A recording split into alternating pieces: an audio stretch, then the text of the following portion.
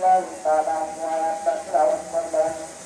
হযরত আবু হুরায়রা রাদিয়াল্লাহু তাআলা আনহু বললেন, ও ভাই আবু বকর, এই আয়াতটা তো খুশির আয়াত।